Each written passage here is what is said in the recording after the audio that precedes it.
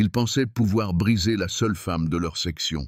Ils ignoraient quelle était l'arme la plus redoutable. Le bus freina dans un crissement de pneus sur le bitume surchauffé, libérant un nuage de poussière ocre qui dansa un instant dans la lumière crue du sud de la France. Quand les portes s'ouvrirent dans un sifflement pneumatique, la chaleur frappa Élise Dubois comme un poing invisible. À travers la vitre, elle apercevait déjà les contours stricts et impersonnels du camp du régiment de parachutistes d'infanterie de marine. Des bâtiments bas, couleur sable, une tour de Sceaux se découpant sur le ciel d'un bleu impitoyable, et le son lointain et rythmé de soldats courant sur le tartan. C'était un monde à part, un univers régi par des codes qu'elle était venue chercher et qu'elle allait devoir dompter. Élise descendit la dernière, son unique sac de sport jeté sur l'épaule. À 22 ans, elle se déplaçait avec une économie de mouvement qui trahissait des années de pratique d'une discipline exigeante. Rien dans sa posture ne laissait deviner la championne de judo qu'elle était, ceinture noire, habituée à la pression des tatamis nationaux. Elle avait quitté la grisaille et le béton de sa banlieue parisienne, non pas pour fuir, mais pour construire. L'armée, avec ses promesses d'ordre, de mérite et d'honneur, lui semblait la seule voie possible pour échapper au destin prétracé, aux regards condescendants et aux impasses sociales. Elle cherchait la discipline, mais elle y trouverait d'abord l'hostilité. Le sergent Fournier l'attendait, appuyé nonchalamment contre un véhicule blindé léger. C'était un homme taillé dans le roc, le visage buriné par le soleil et le mépris. Un de ces sous-officiers à l'ancienne, pour qui la féminisation de l'armée était une hérésie, une concession politique affaiblissant le corps qu'il vénérait. Il la toisa de haut en bas, un rictus étirant sa fine moustache. « Dubois, c'est ça, la dernière recrue de notre loterie de la diversité », lança-t-il assez fort pour que les deux autres soldats à ses côtés l'entendent. À sa droite, le caporal Leroux, plus petit, le regard vif et intelligent, esquissa un sourire qui n'atteignit pas ses yeux. Leroux n'était pas un simple suiveur, il était le stratège du groupe, celui dont la malveillance était plus calculée, plus dangereuse. Il voyait en Élise non pas une femme, mais une anomalie qui menaçait la cohésion virile et traditionnelle qu'il jugeait essentielle à l'efficacité au combat. À gauche, le soldat Martel, une masse de muscles à l'expression butée, se contenta de cracher par terre. Martel était la force brute, l'exécutant, animé par la frustration d'avoir échoué aux sélections d'une unité encore plus prestigieuse. Pour lui, s'en prendre à Élise était un moyen de réaffirmer une supériorité qu'il sentait lui échapper. « J'ai mérité ma place comme tout le monde, sergent », répondit Élise d'une voix neutre, son regard fixant un point juste au-dessus de l'épaule de Fournier. Elle avait appris sur les tatamis que le premier combat se gagne dans le calme, en ne donnant à l'adversaire aucune prise émotionnelle. On verra ça sur le parcours du combattant, la petite. Ici, c'est pas un club de sport, ricana Martel, faisant craquer les articulations de ses doigts. La première semaine fut une immersion dans une hostilité feutrée, mais constante. Lors du rassemblement initial de la section, l'adjudant Girard fit son apparition. C'était une légende dans le régiment, un homme sec et noueux, approchant de la cinquantaine, dont le visage semblait avoir été sculpté à la serpe. Son regard d'acier balaya les rangs des nouvelles recrues, ne s'attardant sur personne. « Je me fiche de savoir d'où vous venez, qui vous êtes, ou ce que vous pensez valoir. » Sa voix était rêche, comme du gravier. « Ici, vous n'êtes rien. Vous deviendrez peut-être des soldats, des parachutistes. Pour cela, il faudra saigner, suer et obéir. La seule chose qui compte, c'est votre performance et votre capacité à protéger le camarade à côté de vous. Le premier qui flanche, qui se plaint ou qui pense être spécial, je m'en occupe personnellement.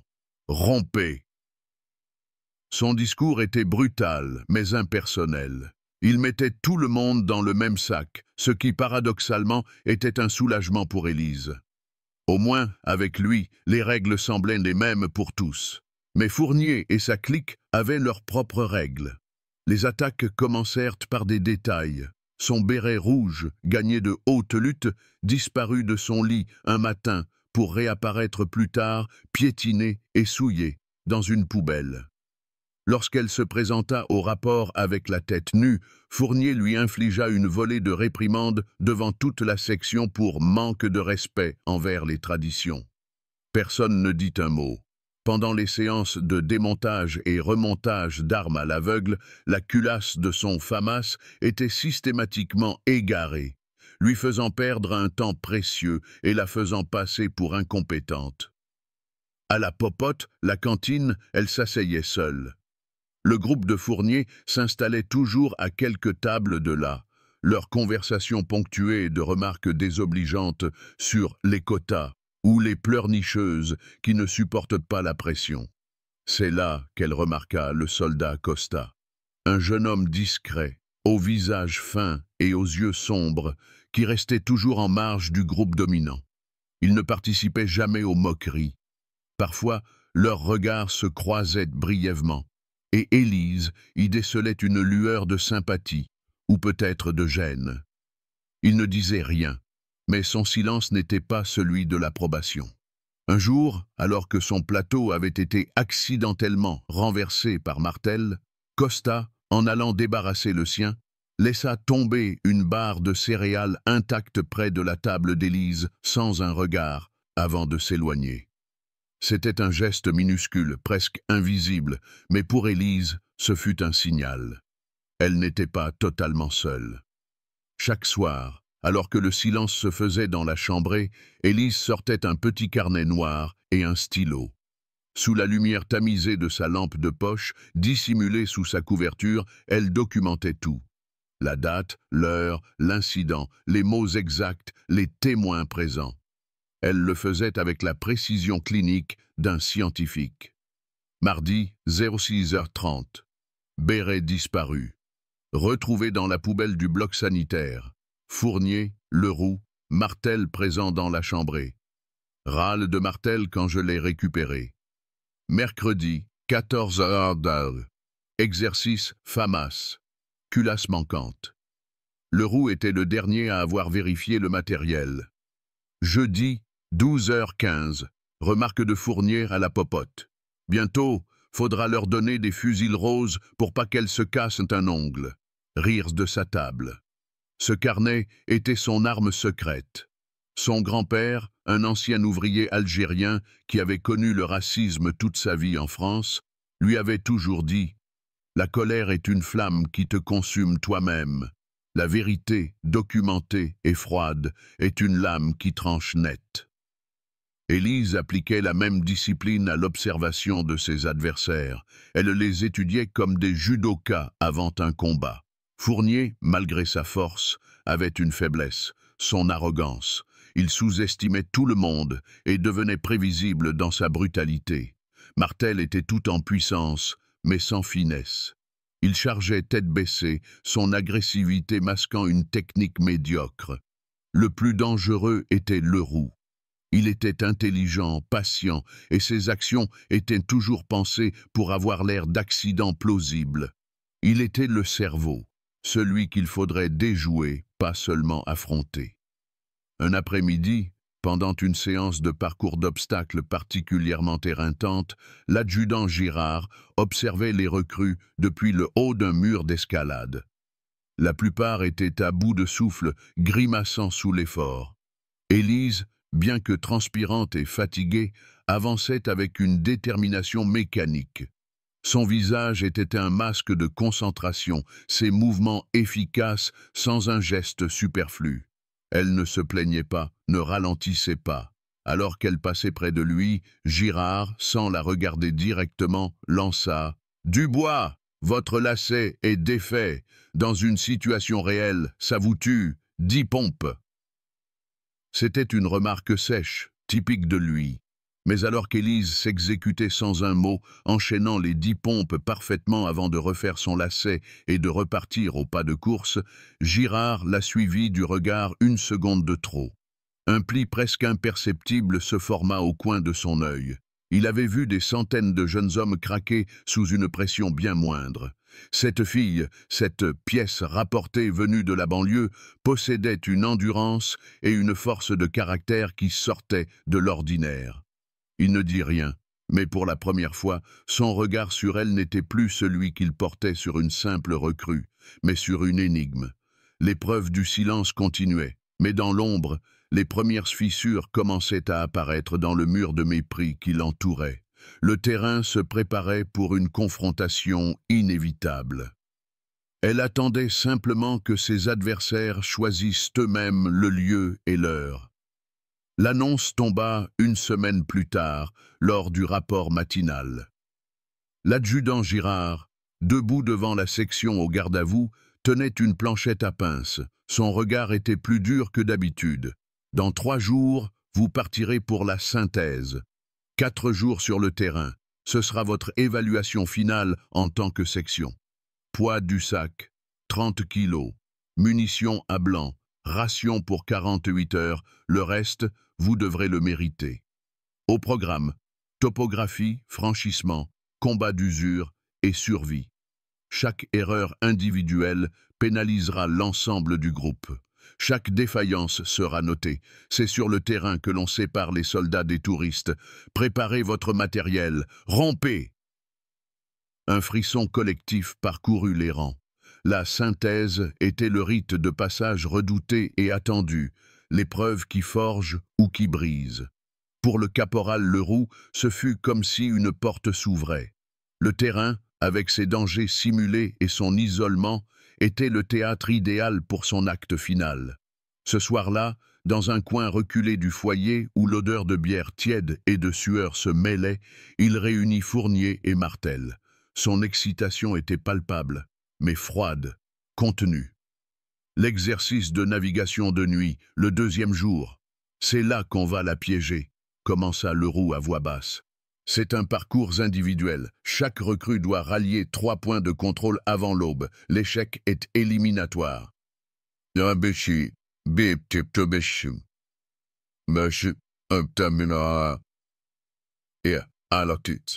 On la suit et on la tabasse dans les bois.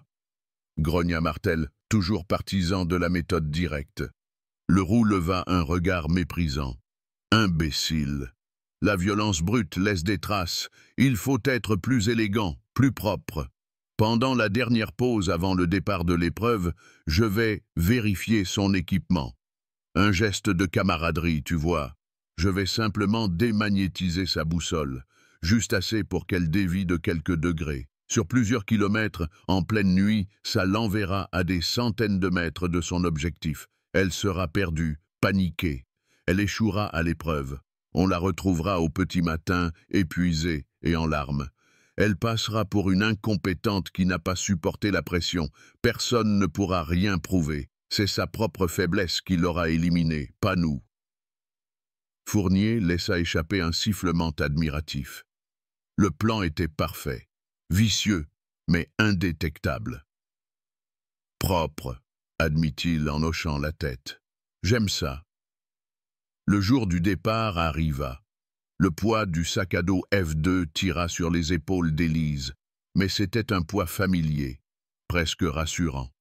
La section embarqua dans les camions GBC qui les caotèrent vers la zone de manœuvre, une vaste étendue de garrigues et de forêts de chênes verts.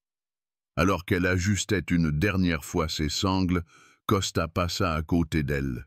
Il trébucha maladroitement et, en se rattrapant, lui murmura à l'oreille si bas que c'était à peine audible. « La nuit, les étoiles sont plus fiables que les aiguilles. » Puis il s'éloigna aussi vite qu'il était venu, le visage fermé.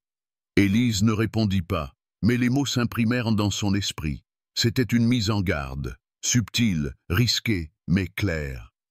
Le 2e jour de la synthèse fut une marche forcée éreintante sous un soleil de plomb. À la tombée de la nuit, la section arriva au point de départ de l'épreuve de navigation. La fatigue était visible sur tous les visages. L'adjudant Girard leur donna les dernières consignes. Chacun reçut une carte avec ses 3 points de contrôle. Alors qu'il faisait une dernière pause pour manger une ration froide, Leroux s'approcha d'Élise avec un sourire faussement bienveillant. « Ça va, Dubois? Pas trop dur. Fais voir ta boussole, je veux être sûr qu'elle est bien calibrée. La mienne a déconné la dernière fois. » Avant qu'elle ne puisse refuser, il prit la boussole à plaquette de sa poche. Il fit mine de l'examiner, son corps cachant ses mains. Au creux de sa paume, il tenait un petit aimant puissant, récupéré sur un vieux disque dur. Il le passa plusieurs fois au-dessus de l'instrument. L'opération ne dura que quelques secondes. « Tout a l'air en ordre, » dit-il en la lui rendant. « Bonne chance. » Élise récupéra sa boussole, le cœur battant. Le piège était tendu. 1 heure plus tard, elle était seule au cœur de la forêt. L'obscurité était totale, à peine percée par le faisceau de sa lampe frontale.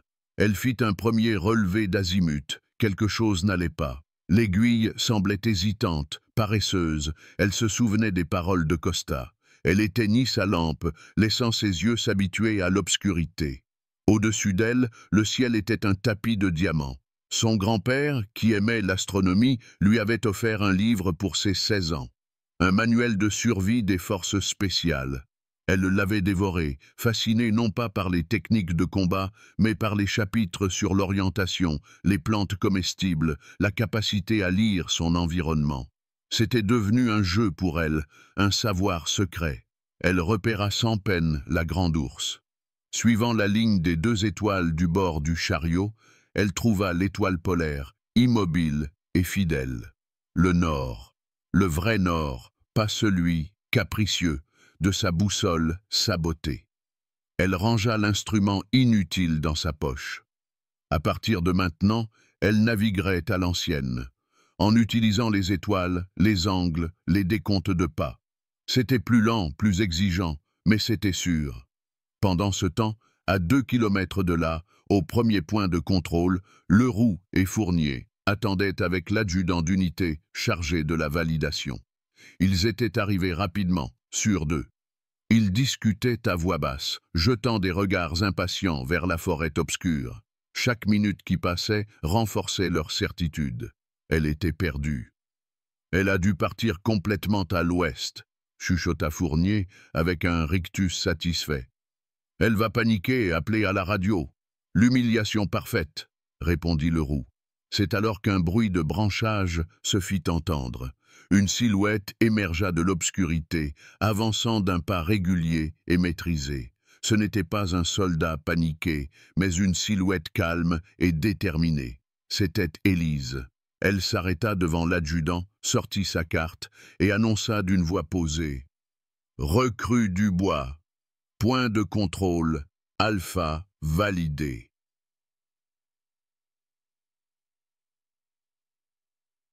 Le choc sur les visages de Leroux et Fournier fut total. La surprise, puis l'incrédulité, et enfin une fureur froide. Comment avait-elle fait? C'était impossible. L'adjudant d'unité, ignorant tout du complot, hocha la tête, impressionné. « Bien joué, Dubois. Vous êtes dans les temps. Voici les coordonnées pour le point Bravo. » Élise prit les coordonnées, jeta un regard vide à Leroux et disparut à nouveau dans la nuit. Son arrivée n'était pas seulement une réussite, c'était une déclaration de guerre silencieuse. Elle leur avait montré qu'elle était plus intelligente, plus résistante qu'ils ne l'avaient imaginé.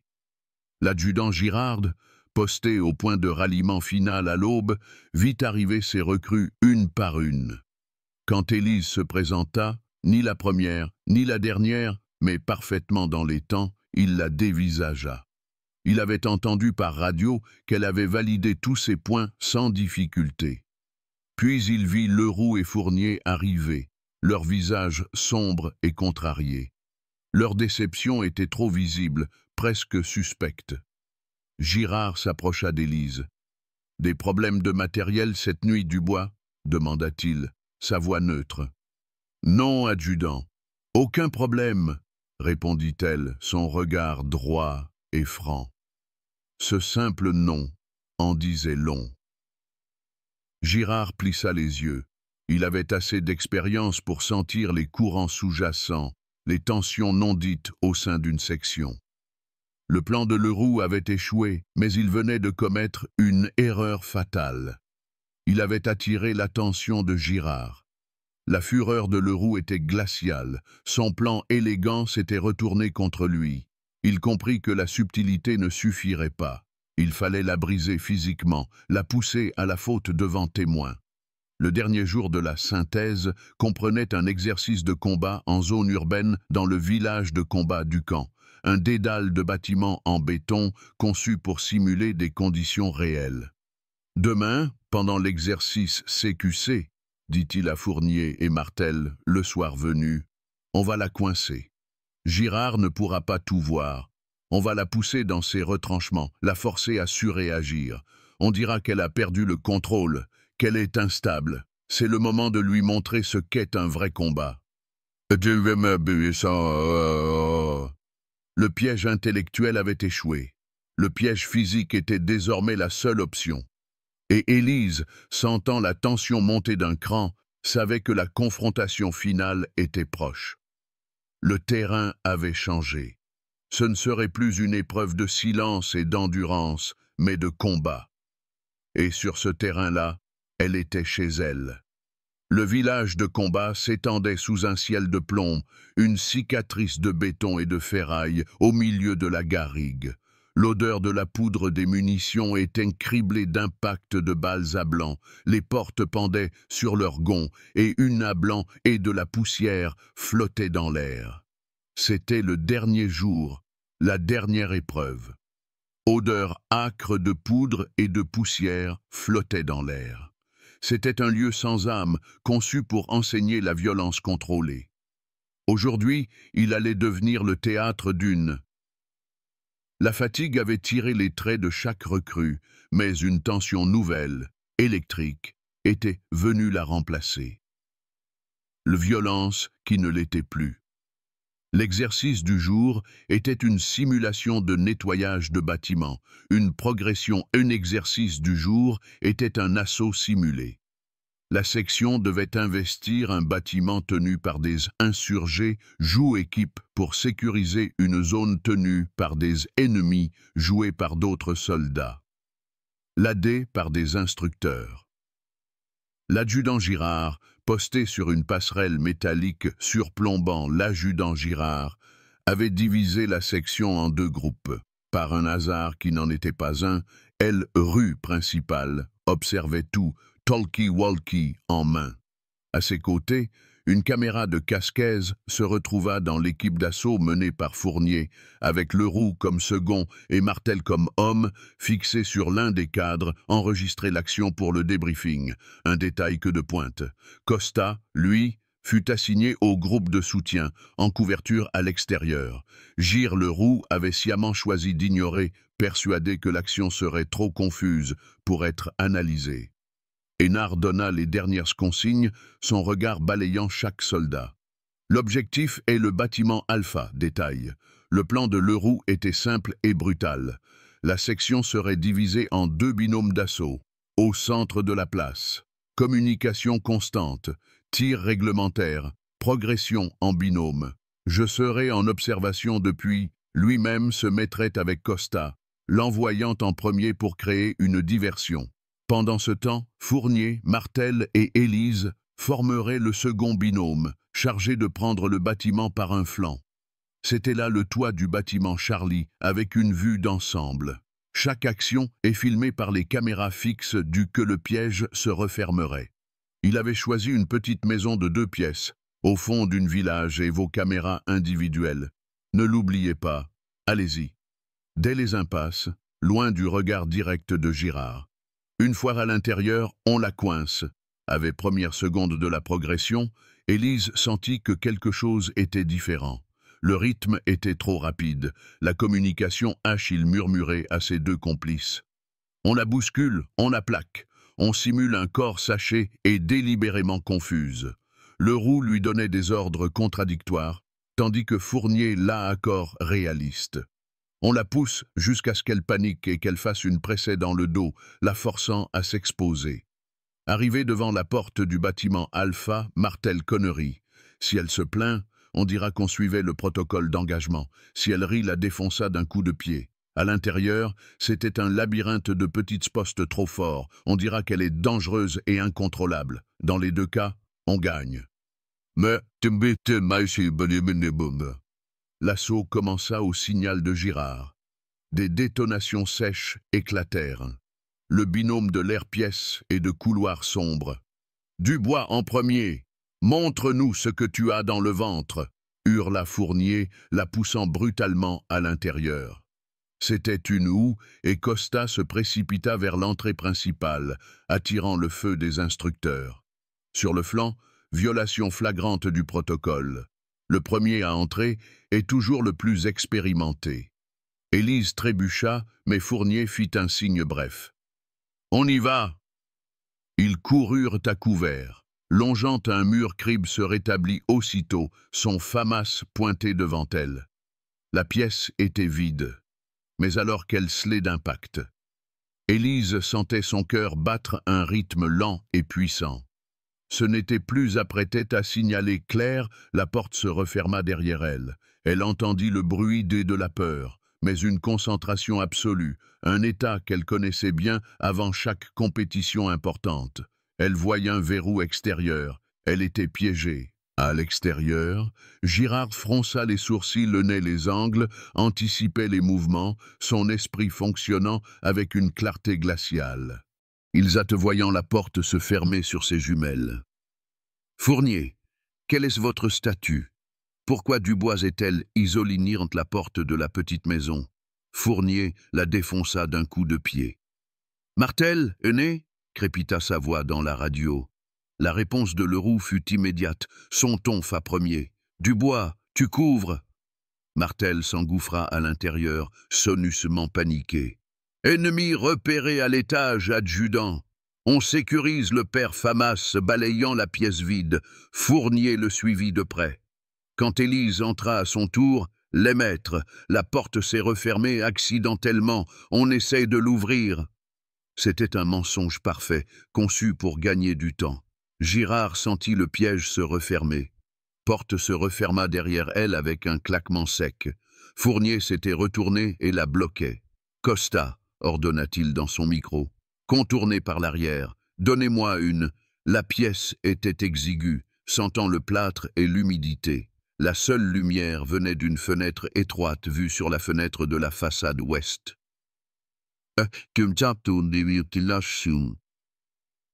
À l'intérieur, Élise entendit des bruits de pas et grillagés. Le piège était parfait. « Problème de discipline Dubois », grogna Fournier, laissant dans la pièce adjacente. Une porte latérale s'ouvrit brusquement. Fournier et Martel se tenaient là, tomber son fusil en bandoulière. « On va devoir te faire une petite remise à niveau. » Marthe, sans leur fusil, qu'ils avaient posé. Leur visage arborait une expression de haine. De l'autre côté de la pièce fit de même. Leurs sourires étaient carnassiers, ils scènent pure. « L'exercice est terminé pour toi, Lacatin, » grogna Fournier en s'avançant lentement, l'encerclant. « Vous faites une erreur, » dit Élise d'une encens. « Maintenant c'est une leçon privée. Tu voulais jouer au soldat, tu vois calme, sans reculer. » Elle tenait toujours son arme en position de garde, comme l'exigeait « va voir ce que c'est que de se battre pour sa vie », ajouta Martel, ses poings serrent le protocole. « L'erreur, c'est de croire que tu as ta place ici, si fait. » Il l'avait isolée hors de vue directe des observateurs. Il pensait que les caméras neflaient Martel en se jetant sur elle. Il s'attendait à ce qu'elle se débatte, que capterait qu'une scène confuse, une bagarre qu'il pourrait ensuite décrire comme une réaction de elle crie. Il ne s'attendait pas à ce qu'elle pivote, au lieu de répanique incontrôlée de sa part. C'était leur dernière erreur. Ils avaient amené une championne de judo astère à sa charge. Élise utilisa l'élan de Martel contre lui. D'un mouvement fluide sur son terrain de prédilection, le combat rapproché, le corps à corps, où la technique, elle fit un pas de côté, sa hanche venant se caler contre la sienne. C'était un OM porte sur la force brute. Élise ne dit rien. Elle lâcha son propre fusil, le gauchi, une projection de hanche basique, mais exécutée avec une vitesse et une précision foudroyantes, laissant tomber sur sa sangle. Son corps se mit en position de garde instinctive, basse et stable. Son esprit d'Ève Martel, surpris, décolla du sol. Pendant une fraction de seconde, il fut en apesanteur avant de s'écraser lourdement sur le sol en béton. Le souffle coupé, il resta à terre, son instinct vide calme et concentré. La voix de son premier sensei résonna dans sa mémoire. Né. Martel chargea le premier, un direct du droit téléphoné, plein du bagarreur face au judoka. Élise n'attendit pas le contact. Elle plongea sous son de rage, mais sans finesse. C'était exactement ce qu'Élise attendait.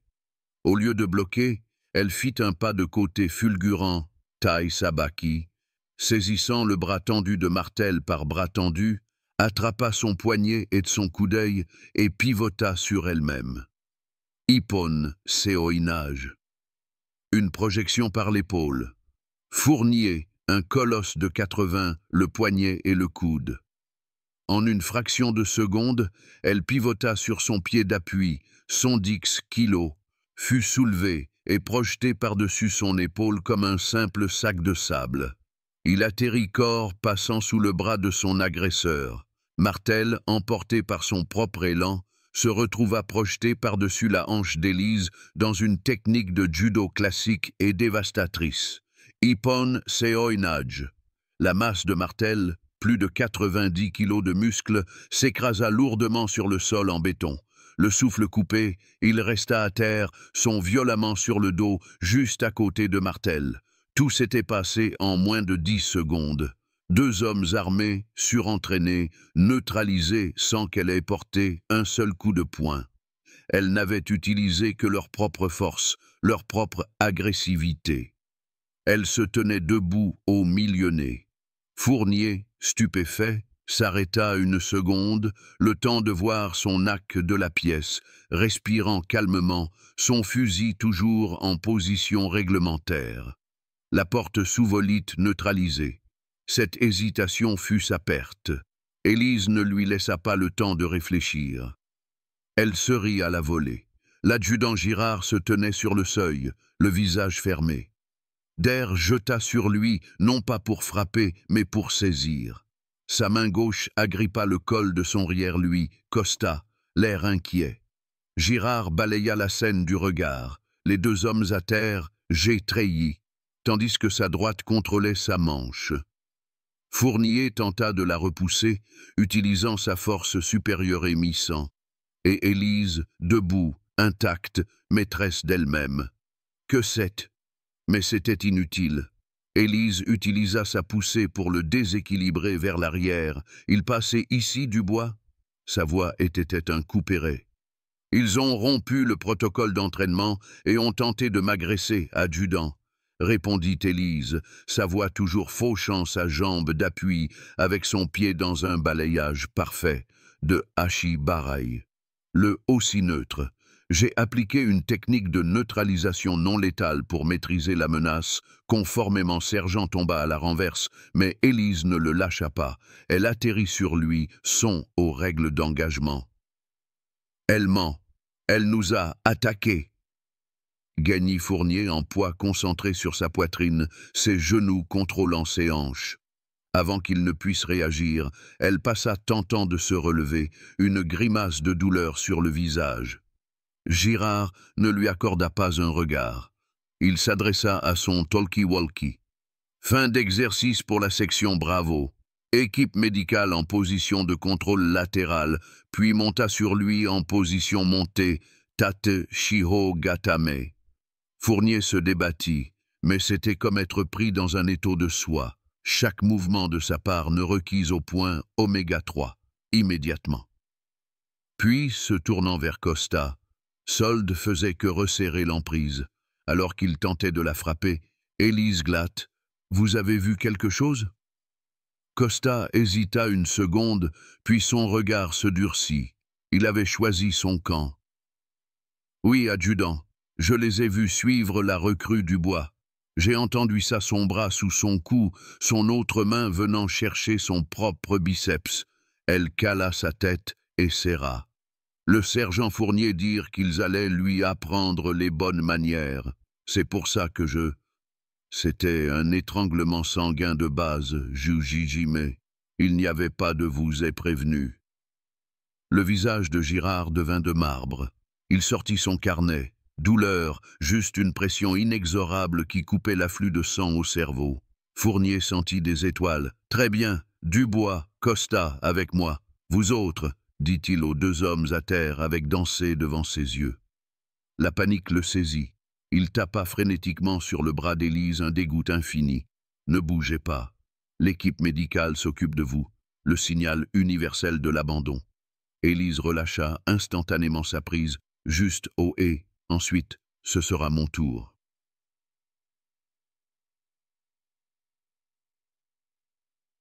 Le débriefing eut lieu le soir même, dans une salle de réunion moment où la porte principale volait en éclats sous la botte de l'adjudant Girard. La aseptisée. Le commandant d'unité, un homme calme et réfléchi, était présent. L'adjudant scène qui s'offrit à lui était surréaliste. Martel gémissait par terre, tentant de reprendre Girard menait les débats.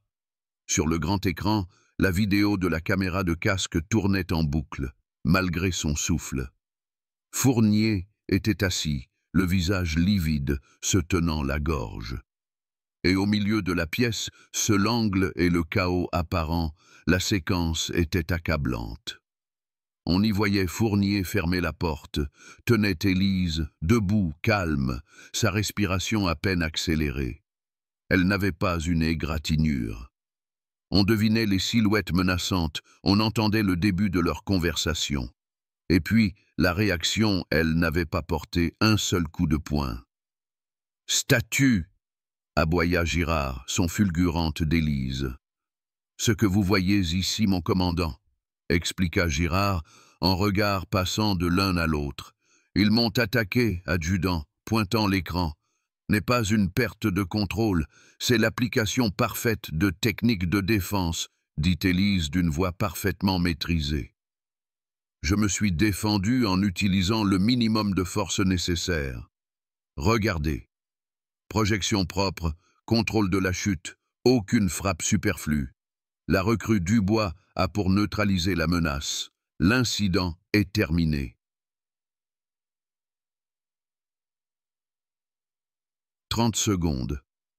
C'est le temps que fait preuve d'un sang-froid et d'une maîtrise technique exceptionnelle. Elle a neutralisé 2 adverses, il avait fallu. 30 secondes de vérité filmées par 3 caméras différentes.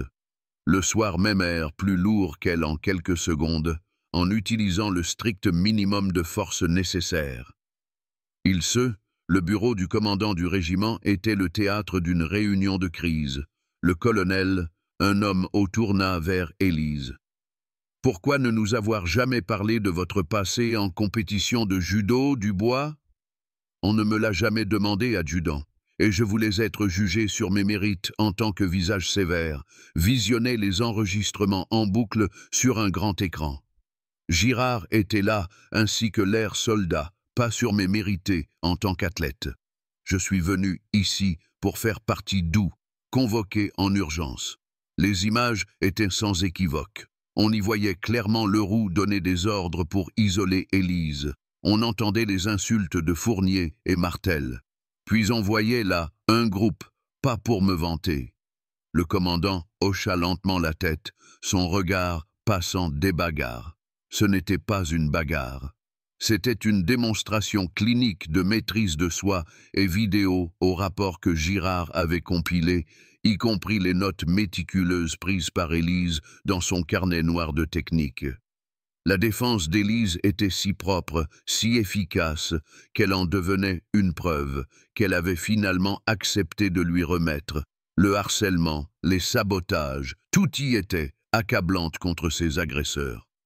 « Caporal Leroux », dit le colonel d'une voix glauque documentée avec une précision glaciale. Puis il regarda Leroux, convoqué lui aussi, dont le visage était blial, sans le quitter des yeux. « Vous avez délibérément mis en danger une de vos subordonnées et orchestrem.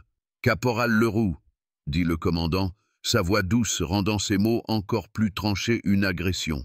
Vous avez menti à un supérieur. Vous avez déshonoré cet uniforme. Le rang. Vous êtes le plus gradé des trois. Vous étiez leur chef de binôme. Vous êtes Doncou, était livide. Il ouvrit la bouche pour protester, mais les images parlaient pour lui. Girard prit la parole. Mon colonel, j'ai également le témoignage du soldat Costa qui a confirmé le responsable. Avez-vous quelque chose à ajouter pour votre défense? Leroux ouvrit la bouche. Avoir été témoin de plusieurs actes de harcèlement menés par ce groupe. Et j'ai le carnet de mai, aucun son n'en sortit. Les preuves étaient trop lourdes, le témoignage de Costa trop direct. Là, la recrue Dubois, qui a documenté chaque incident avec une précision chirurgicale depuis son arrivée. Le verdict démonstration de compétence d'Élise trop évidente. Il était pris. La sanction fut rapide et exemplaire tomba rapidement. Fournier et Martel furent traduits en cour martiale pour agression, harcèlement et manquement haut. Fournier et Martel furent traduits devant un conseil de discipline, rétrogradés au rang de soldats de 2e classe et affect devoir.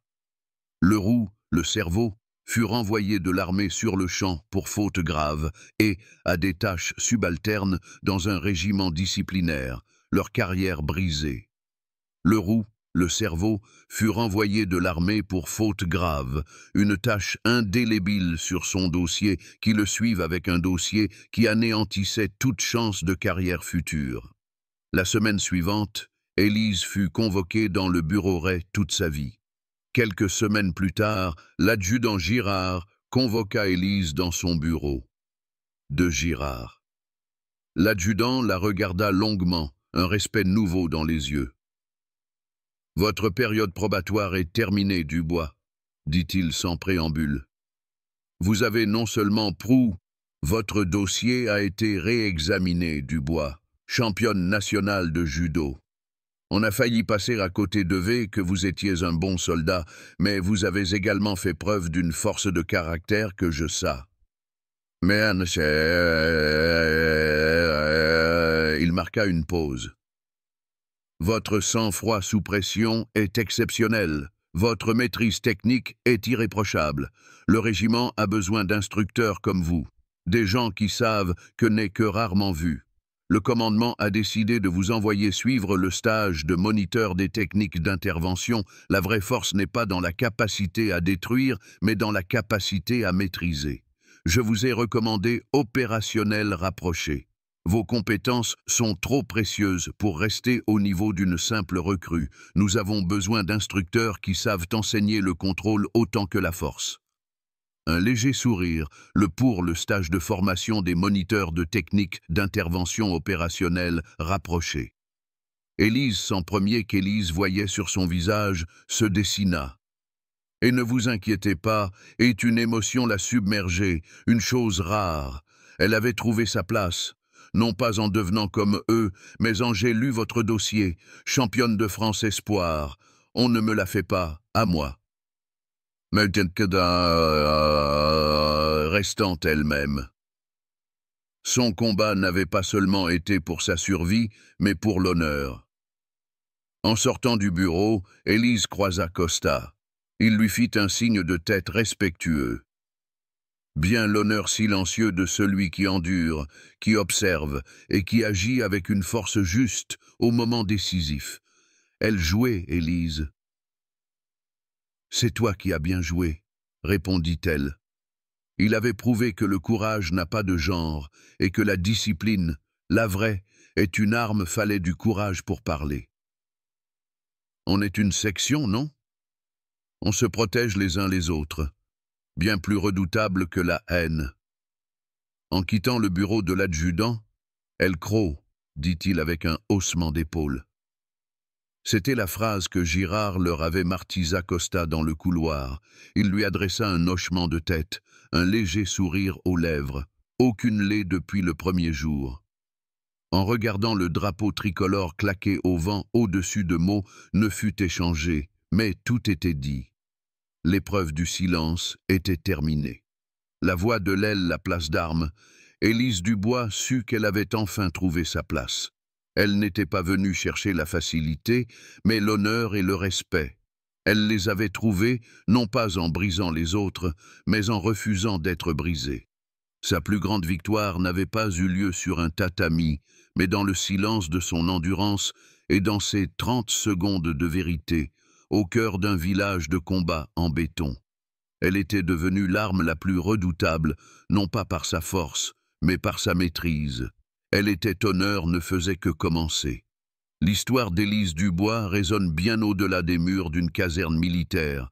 Elle est force d'Élise, en revanche, est une force tranquille, intérieure.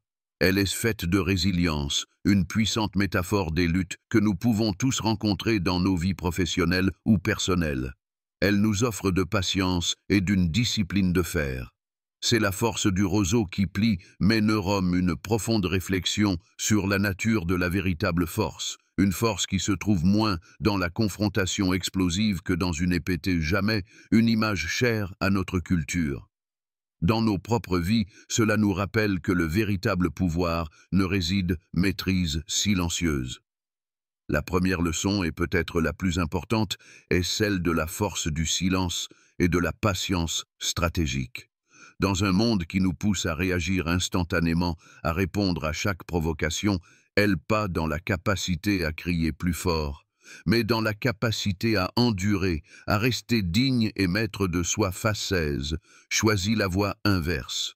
Son silence n'est pas une faiblesse, mais une arme. C'est le à l'adversité. Ensuite, l'histoire d'Élise est une magnifique ode à l'intelligence stratégique. Face au harcèlement, son premier réflexe n'est pas la confrontation directe, qui tend de l'observation, de l'analyse, de la collecte d'informations. Elle endure les attaques non pas passives, l'aurait sans doute fait passer pour hystérique ou incontrôlable. Son silence n'est pas unement, mais activement, en apprenant les failles de ses adversaires. Dans nos vies, face à la soumission, mais une phase d'observation. Son petit carnet noir est le symbole de cette stratégie. Elle collecte injustice au travail ou au conflit personnel, cette leçon est cruciale. Se précipiter dans la colère, elle est faite. Elle analyse les faiblesses de ses adversaires, elle attend le moment où le terrain lui sera favorable. C'est souvent un piège que l'on se tend à soi-même. Prendre le temps de comprendre la situation est l'art de transformer une position de faiblesse apparente en un avantage tactique. Combien de fois, d'en documenter les faits et d'attendre le moment opportun pour agir est une marque de sagesse et d'une no-vie, une réaction impulsive a-t-elle aggravé une situation? Élise nous enseigne que parfois la meilleure puissance bien supérieure. Ensuite, le récit illustre magnifiquement la distinction entre la force et la violence. La violence de Fournier et de sa clique est chaotique, émotionnelle et finalement autodestructrice. La force des actions est une inaction calculée, une attente patiente avant de révéler sa véritable compétence au moment décisif. Lise, incarnée par sa maîtrise du judo, est tout le contraire. Elle est contrôlée, précise et économique, là où elle sera incontestable. Enfin, son histoire redéfinit la notion de victoire. Sa vengeance n'est pas une. Le judo nous enseigne à utiliser l'élan de l'adversaire contre lui-même, à ne jamais humiliation personnelle, mais la restauration de l'ordre et de la justice. En se défendant de manière si clinique et professionnelle, elle opposait la force brute à la force brute. C'est une philosophie de vie. Être fort, ce n'est pas ne se contente pas de gagner un combat. Elle expose la faillite du système qui a permis à de tels abus de prospe écraser l'autre, mais avoir un tel contrôle de sa propre puissance que l'on peut choisir de ne pas errer. Sa victoire devient alors collective. La plus grande leçon est peut-être là. La compétence irréfutable est à l'utiliser, ou de ne l'utiliser qu'avec la justesse minimale requise. La vraie force réside dans la retenue. Enfin, l'histoire d'Élise est une ode à l'intègre réponse la plus éloquente aux préjugés. Plutôt que de gaspiller son énergie à argumenter contre le vérité comme bouclier ultime. Avant d'employer ses compétences physiques, elle suit scrupuleusement les voies officielles. Et l'ignorance, elle a perfectionné son art en silence. Lorsqu'elle a finalement agi, sa performance était si parfaite qu'elle n'a laissé aucune place au doute. Dans un monde qui nous juge constamment, l'histoire dépose des rapports, elle cherche à résoudre le conflit par les règles établies.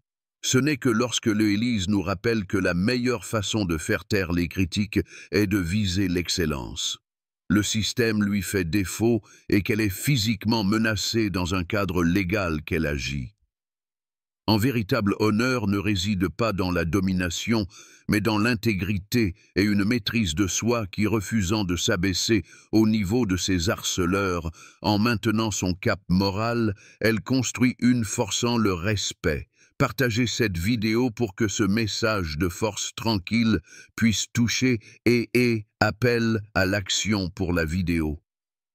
Cette histoire de courage, de résilience et de maîtrise de soi vous inspirez d'autres personnes qui en ont peut-être besoin en ce moment même. Et bien sûr, pour toucher, c'est la preuve que la véritable force n'est pas toujours celle qui fait le plus de bruit. Ne manquez aucune de nos prochaines histoires sur ceux et celles qui, par leur détermination, prouvent que la valeur haine. Nous serions ravis de lire vos propres réflexions. Avez attendre le nombre des années. Abonnez-vous et activez la cloche. Merci de nous vous déjà été témoin ou acteur d'une situation où le calme et l'intelligence ont triomphé de l'agressivité. Quelle est, pour vous, la plus grande leçon à retenir de l'histoire d'Élise? Si vous pensez que ce genre de message mérite d'être partagé, laissez un pouce bleu pour nous soutenir et partagez cette vidéo avec quelqu'un qu'elle pourrait inspirer. Chaque partage aide à diffuser des histoires qui élèvent l'esprit. Et bien sûr, si ce n'est pas déjà fait, abonnez-vous à la chaîne et activez la cloche pour ne manquer aucune de nos prochaines histoires. Vous rejoindrez une communauté qui croit en la force de l'intégrité et du caractère. Merci de nous avoir suivis et à très bientôt.